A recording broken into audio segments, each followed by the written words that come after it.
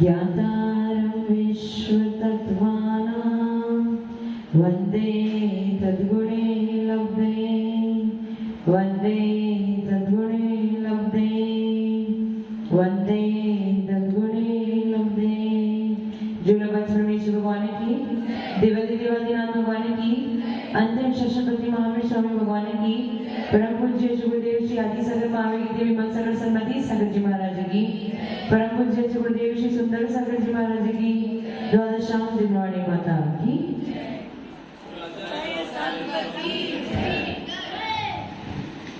10 दिन के बाद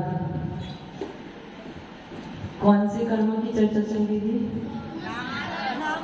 नामकरण की। उसकी कितनी पिंड प्रकृति है? पिंड प्रकृति कितनी है? पिंड प्रकृति कितनी है? 42। और अपिंड प्रकृति 93। तत्वास्त्र कौन सा अध्याय था वो? 8वां अध्याय। कौन से नंबर का सूत्र? 11वां। गति, जाति, शरीर, अंगोपांग, बंधन, निर्माण, संघात, संस्थान, सहनन, स्पर्श, रस, गंध, वर्ण, अनुपूर्वी, अगुलघु, उपघात, परघात, आतप, उद्योग, उच्छ्वास, विहायगति, प्रत्यक्षरी, त्रस, सुभग, सुस्वर, सूक्ष्म, पर्याप्ति, स्थिर आदि, निष्कृति और तीर्थंकर। याद हुआ? गति अपन पढ़ चुके थे। कितने प्रकार की गति होती है? गति नामकरण कितने हैं? 4। मनुष्य गति, तीरथ गति, देव गति और नर गति। गति के बाद क्या आता है? जाति। जाति कितने प्रकार की है? 5। एक इंद्रिय जाति, द्विइंद्रिय जाति, तीन इंद्रिय जाति, चतुर्इंद्रिय जाति और पंचइंद्रिय गति जाति। शरीर, शरीर कितने प्रकार के हैं? 5। 4 नहीं 5। कौन से? औदारिक शरीर, वैक्रिक शरीर, आहारक शरीर, तेजस शरीर, कार्बन शरीर। आपके पास कितने शरीर है? 1, 3 है। याद है ना? भूल तो नहीं। 4 है आपके पास। हाँ बताना, नाम बताना। 1 मिनट। हाँ, औदारिक बैठे बैठे। औदारिक, वैक्रिक, आहारक और तेजस और कार्बन हमेशा साथ होता है। आपके पास वैक्रिक है। मैंने आपसे पूछा आपके पास कितने हैं? 3। कौन से? कौन से? वैक्रिक और आहारक। औदारिक, वैक्रिक और आहारक। तेजस और कार्बन। आहारक किसको होता है? किनको होता है? रिद्धिधारी मुनिराजों को, छठे पद स्थानार्थी मुनिराजों को ही होता है। वैक्रिक शरीर किनके पास होता है? देव और मानव के पास होता है। औदारिक शरीर आपके पास है और तेजस और कार्बन शरीर तो सब जीवों के पास रहता ही है। इसलिए आपके पास कितने शरीर है? मिनिमम 2 शरीर होते हैं और यदि शरीर धारण कर लिया तो मिनिमम 3 शरीर तो होंगे ही होंगे। समझ गया? शरीर कितने प्रकार के? 5। औदारिक, वैक्रिक, आहारक, तेजस और कार्बन। शरीर के साथ में कौन चलता है? बंधन और संघात। बंधन कितने प्रकार के? वही 5। और संघात कितने प्रकार के? वही 5। और शरीर नामकरण के उदय की वजह से वर्गणाएं आती है। बंधन नामकरण के उदय की वजह से वर्गणाएं बंध को प्राप्त होती है और संघात नामकरण के उदय की वजह से जो छिद्र होते हैं वो सारे बढ़ जाते हैं, यानी वो छिद्र रहित हो जाता है। ये समझेंगे ना? तो गति, जाति, शरीर, अंगोपांग। अंगोपांग कितने प्रकार के हैं? 3 प्रकार के। कौन कौन से?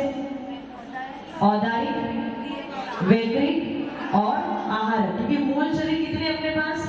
3 ही है। औदारिक, वैक्रिक और आहारक। तेजस और कार्बन शरीर के अंगोपांग नहीं होते हैं। समझ में आ गया?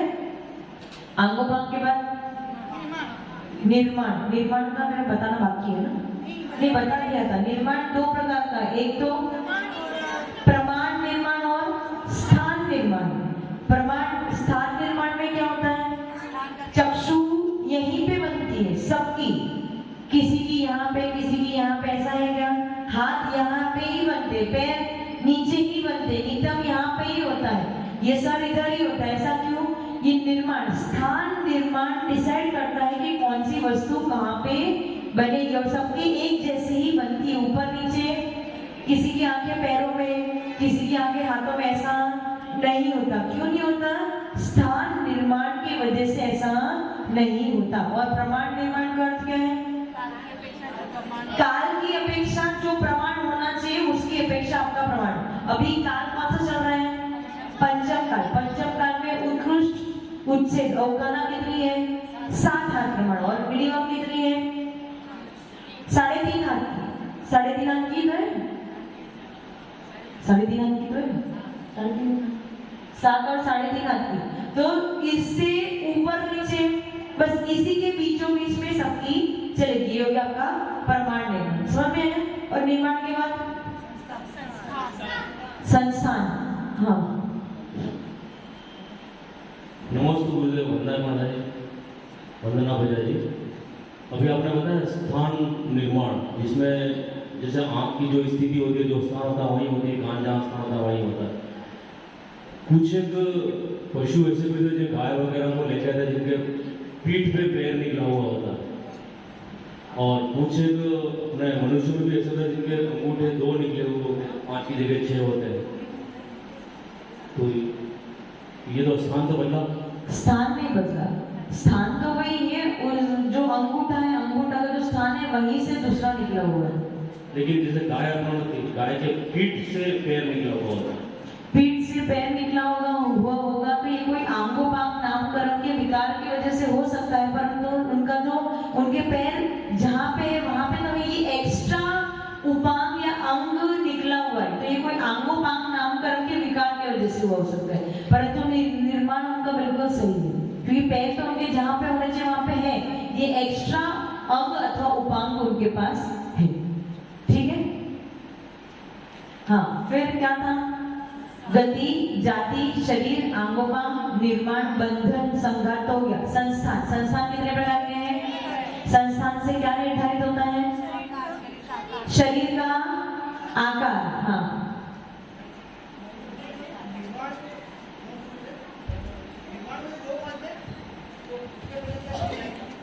हो जाती है क्या? निर्माण को 2 नहीं मानते। निर्माण तो एक ही है। निर्माण का काम क्या है? तो एक तो स्थान निर्माण का काम है और दूसरा प्रमाण निर्माण का काम। ऐसे, ठीक है। 2 नहीं है, निर्माण एक ही है, परंतु उसका कार्य क्या है? तो 2 कार्य है उसके। ठीक है। 2 मत समझना निर्माण को। निर्माण एक ही है, परंतु उसके कार्य 2 प्रकार से होते हैं। तो स्थान निर्धारित करता, दूसरा प्रमाण निर्माण। ये हो गया ना। संस्थान कितने प्रकार के हैं? कौन कौन से? समचतुर संस्थान किनका होता है? देवों के, तीर्थंकर के, महापुरुषों के, भोगभूमि मनुष्यों के, सबके समचतुर संस्थान होते हैं। बिल्कुल जैसा वर्णन सामुद्रिक शास्त्र में आता है उसी प्रकार सा प्रॉपर आकार उनके शरीर का होता है। ये समचतुर संस्थान हो गया। उसके बाद नेवरोध परिमंडल संस्थान कैसा होता है? नीचे से सकड़ा, नीचे से नेवरोध परिमंडल संस्थान ट्री के जैसे, वृक्ष के जैसे। नीचे से ट्री कैसा होता है? नीचे से सकड़ा होता है ना, नीचे से सकड़ा और ऊपर से चौड़ा। उसके बाद स्वाति संस्थान में ऊपर से पतला और नीचे से चौड़ा। उसके बाद क्या है? वामन संस्थान यानी छोटा, बोना। और कुब्जक संस्थान में क्या होता है? कुबड़ा होता है। कहीं कहीं शरीर में कोई अंगों में मांस का क्या बोलते हो, हाँ, पिंड बन जाता है, वो हो गया आपका कुब्जक संस्थान। और लास्ट कौन सा है? हुंडक संस्थान है। आपका कैसा है? हुंडक संस्थान है। क्यों है? क्योंकि हुंडक संस्थान में कॉम्बिनेशन बनते हैं। जैसे किसी का चेहरा अच्छा है, या किसी के हाथ बिल्कुल सही है, या किसी का पैर बिल्कुल सही है, किसी का ये पेट का भाग सही है, तो वो उसका मतलब क्या? कहीं कहीं कुब्जक है, कहीं कहीं स्वाति है, कहीं कहीं नेवरोध परिमंडल है, कहीं कहीं समचतुर संस्थान है। तो वो सब मिक्सचर है। आपके शरीर में आप बिल्कुल सही तो बिल्कुल भी आपको लगता होगा बहुत सुंदर, लेकिन आपसे भी कई गुना सुंदर लोग इस दुनिया में हैं, परंतु आपने देखे नहीं। समझ में आ गया? ये हो गया। उसके बाद संस्थान के बाद क्या आता है? सेनन। सेनन भी 6 प्रकार के हैं। कितने प्रकार के हैं? नाम लिख लो पहले। वज्र, वृषभ, नारद, सेनन। वज्र, वृषभ, वज्र,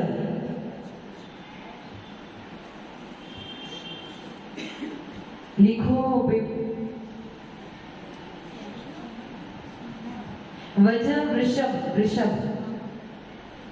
बैल वाला वृषभ, वज्र वृषभ नारज, नाराज, नाराज नहीं नाराज, च च सहनन, सहनन।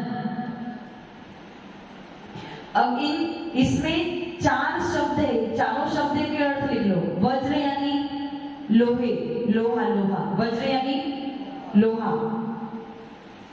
वृषभ यानी वेस्टर्न, वेस्टर्न वेस्टर्न, वेस्टर्न लिखो अभी सिर्फ वेस्टर्न, वेस्टर्न, वेस्टर्न, पाश्चात्य नहीं, वेस्टर्न वो वाला वेस्टर्न नहीं, अब हिंदी में वेस्टर्न लिखो।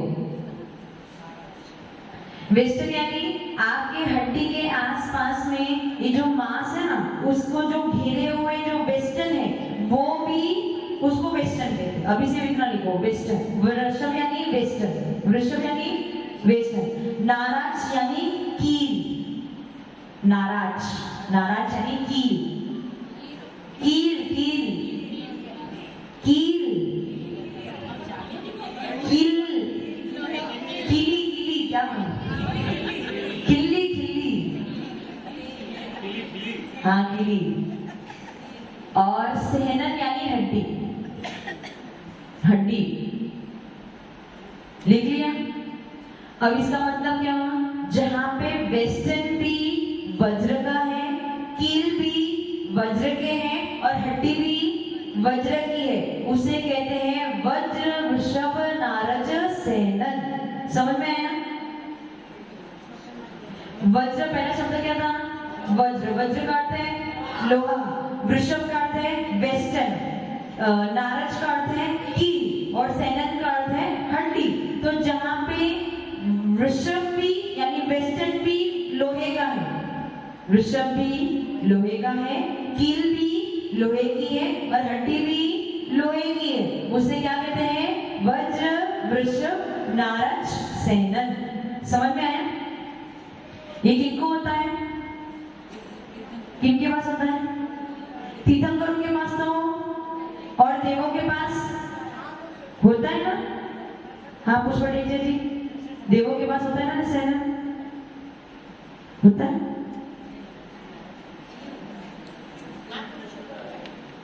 राजू जी बच्चे की कॉपी में से कॉपी कर रहे हो। देवों के पास कौन सा सहनन होता है? देखो सबसे उत्तम संस्थान कौन सा था, समचतुरस्र संस्थान, वो किसके पास था, देवों के पास था। अब सबसे उत्तम सहनन कौन सा है, वज्र वृषभ नारद सहनन, जिसका वेस्टर्न भी लोहे का, कील भी लोहे की, हड्डी भी चाहो तो भी उसे तोड़ नहीं सकते, ऊपर से पटक देना तो भी टूटेंगे नहीं। तो उत्तम सहनन देवों के पास तो होगा ना। पंकज जी देवों के पास सहनन होगा ना। तो हनुमान तो मनुष्य से देव की बात कर रही है। देव वैकृत शरीर वाले होते हैं और वैकृत शरीर में हड्डी आदि नहीं पाई जाती, धातु उपधातु नहीं पाई जाती है, इसलिए सहनन नाम कर्म का उदय देवों के पास और नारकियों के पास होता है, होता है। अभी बताया ना, वैकृत शरीर जिन जिन के पास होगा उनके पास सहनन नहीं होगा। सहनन किनके पास होगा, केवल मनुष्य और तिर्यंजों के पास ही होगा। ये लिख लो, ये इंपॉर्टेंट पॉइंट है। किनके पास होता है सहनन, मनुष्य और तिर्यंजों के पास ही होता है, देव और नारकियों के पास, अथवा ये कह दो जिनके पास औदारिक शरीर है उनके पास ही सहनन पाया जाता है, वैकृत शरीर वालों के पास सहनन नहीं पाया जाता है। पहला लिख लिया वज्र वृषभ नारद सहनन, ये लिख लिया।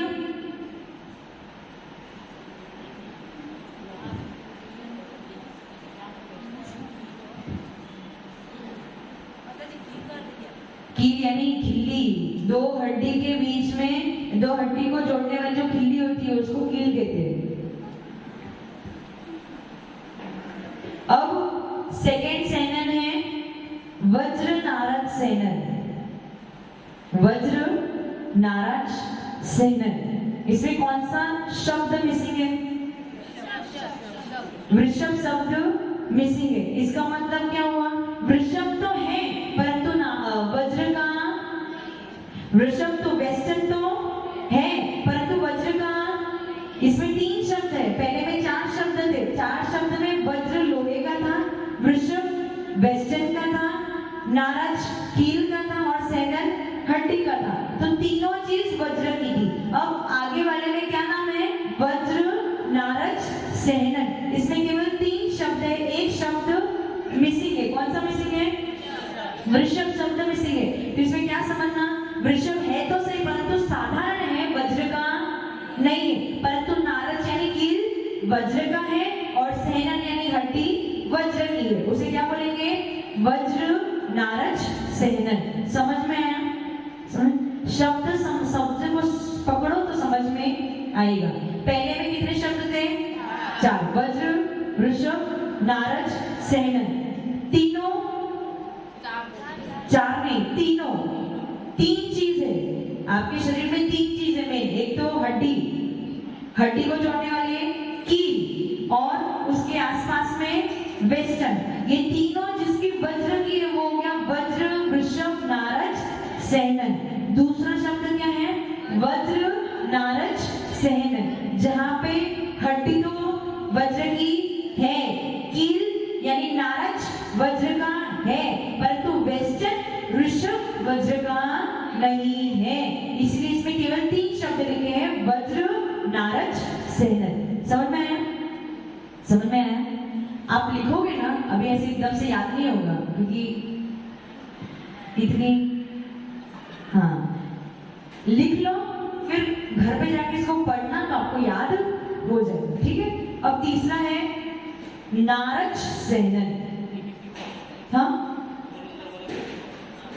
सेनन मनुष्य और टीनेजरों के पास ही होता है। 2 नंबर, 3 नंबर, 6 नंबर मनुष्य और टीनेजरों के पास ही होता है। देव और नारकियों के पास क्यों नहीं होता? वैकृत शरीर। और वैकृत शरीर की विशेषता क्या है? वैकृत शरीर की विशेषता ये है कि उसमें धातु उपधातु नहीं पाई जाती है। और क्योंकि धातु उपधातु नहीं पाई जाती इसलिए उनके शरीर में कभी भी रोग, किनके शरीर में? देव और नारकियों के शरीर में रोग नहीं होता है। आपके शरीर में रोग क्यों होता है? ये धातु और उपधातु चलामान होती है इसलिए आपके शरीर में रोग होते हैं। समझ में आया? रोग किसमें पाए जाते हैं? औदारिक शरीर में या वैकृत शरीर में? वैकृत में। औदारिक क्यों पाए जाते हैं? धातु उपधातु चलायमान होने की वजह से व्यक्ति रोगित हो जाता है। और वैकृत शरीर में धातु उपधातु नहीं होती इसलिए सेनन भी नहीं होता है। 6 सेनन किसमें पाए जाएंगे? मनुष्यों और टीनेजरों में ही पाए जाएंगे, देव और नारकियों में नहीं पाए जाएंगे। 2 सेनन हो गए आपके। तीसरा सेनन है नारज, सेनन। नारज, सेनन।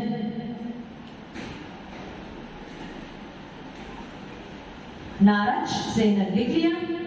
अब नारज के नीचे लिखो साधारण। साधारण यानी वज्र का नहीं है। साधारण यानी जनरल, वज्र का नहीं है। समझ में आ रहा है ना?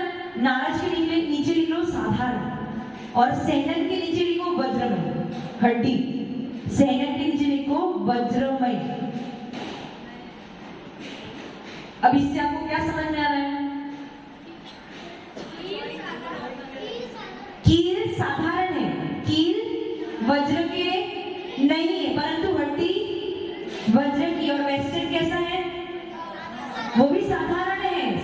दूसरे में वेस्टर्न साधारण तो हो गया था, जैसे नीचे नीचे उतर। सबसे पहले में सब कुछ वज्रमय था, दूसरे में वेस्टर्न साधारण था परंतु 2 वज्रमय था, तीसरे में 2 साधारण हो गए। कौन से 2 साधारण हो गए? वेस्टर्न और नारज साधारण हो गए परंतु सेनन यानी हड्डी अभी भी वज्रमय है।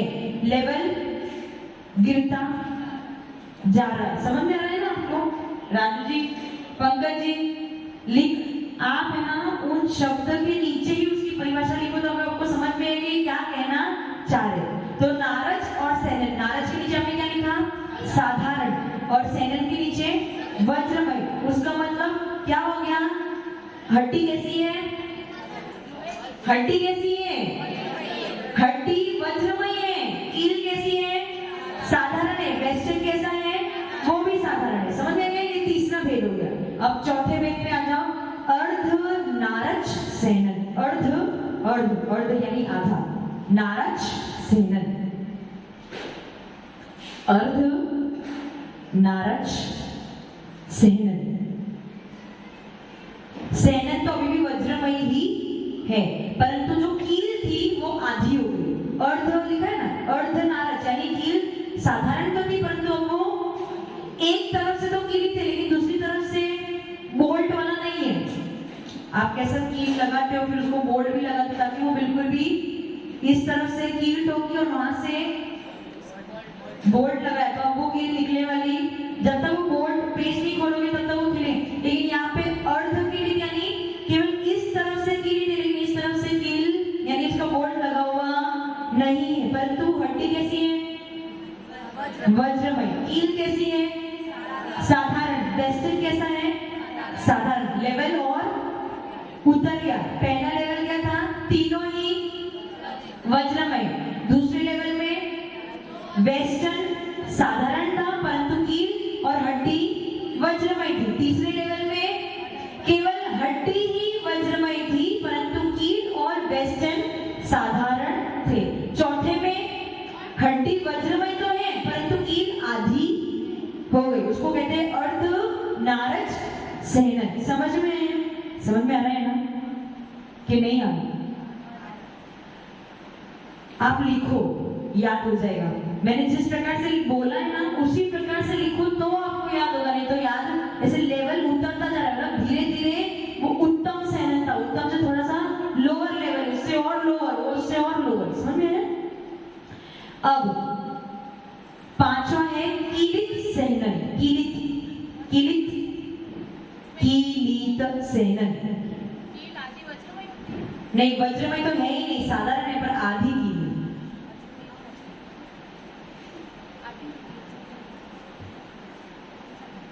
कीलित सेनन लिखा। कीलित की बड़ा ली छोटा तब।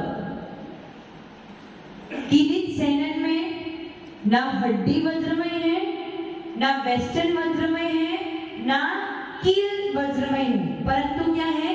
जैसे हड्डी के बीच में यानी जो हड्डी के एंड में जो खड्डे होते हैं, खड्डों में हड्डी फंसी हुई होती है, उसको कीलित सेनन कहते हैं। क्या कहते हैं?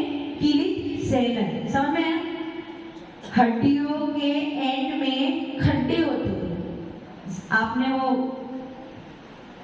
कार्टून में देखा होगा, कुत्ते वो जो हड्डी खाते हैं ना, श्वान जो हड्डी खाते हैं, वो हड्डी पीछे से कैसी होती है? ऐसी यू शेप की नहीं होती है, तो हाँ ऐसे थोड़ा सा ऐसा होता है, ऐसा ऊपर से। तो ये जो उसका जो अंदर का भाग है, अंदर का भाग यानी जो खड्डा है, वो खड्डे में दो हड्डी खड्डे से जुड़ी हुई है। मतलब एक को ऐसे जोड़ा और एक को आपके, अगर आपके देखोगे ना तो आपके भी ऐसे ही है।